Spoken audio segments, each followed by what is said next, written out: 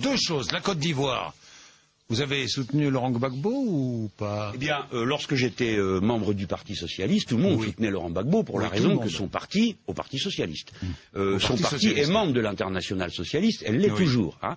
L'Internationale Socialiste qui est dirigée par M. Papandréou, Premier ministre de la Grèce, donc chacun a pu voir la résistance au feu devant les banques. Il a tenu environ 3 minutes, c'est donc pas mal.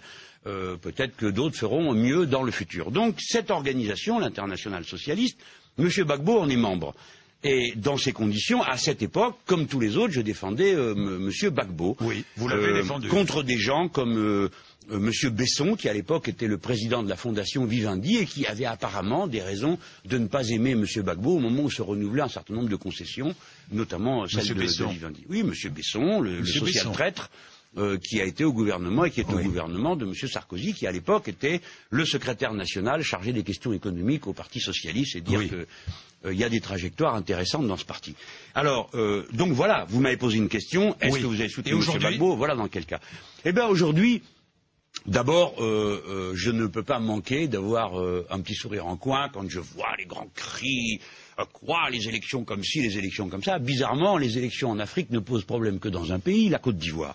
Mais il est exact qu'elle pose problème en Côte d'Ivoire. Mais on ne peut pas s'empêcher de dire, tiens, c'est drôle, c'est à cet endroit-là, et seulement à cet endroit-là, qu'on parle même d'intervention militaire. Alors ça, c'est l'horreur. S'il y a une intervention militaire en Côte d'Ivoire, ça sera la guerre civile immédiate de la faute de l'étranger, et pas par la capacité des Ivoiriens à régler leurs problèmes. Ensuite, de la faute aussi...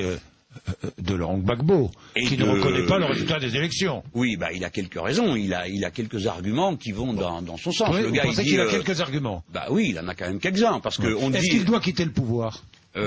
Apparemment, beaucoup de gens le lui demandent. Oui. Mais moi, je ne suis pas ivoirien, donc c'est pas à moi de... Mais attendez, terminons, s'il vous plaît. Oui, terminez. Oui, parce que là, nous sommes, j'en profite, nous sommes dans une phase de sainte indignation où la communauté internationale, cet être mythique qui existe notamment dans les bureaux de la Maison-Blanche, a décidé que M. Gbagbo n'était pas le bon client. Par contre, quand il y a un coup d'État qui a lieu au Honduras, là, Personne n'a rien à dire, personne ne propose d'entrer en ligne pour empêcher des élections bidons d'être organisées derrière. Et là, en plus, ça devrait vous sensibiliser, Monsieur Bourdin, parce que là, ça va vous intéresser. Figurez-vous qu'en plus de tuer des paysans, ce qui est assez ordinaire, et des travailleurs, ceux qui ne méritent pas qu'on s'y intéresse, ils ont aussi tué des journalistes. Donc vous devriez vous rendre compte que c'est très grave, puisqu'on a tué des journalistes au Honduras. Mais personne n'a rien fait. Et après...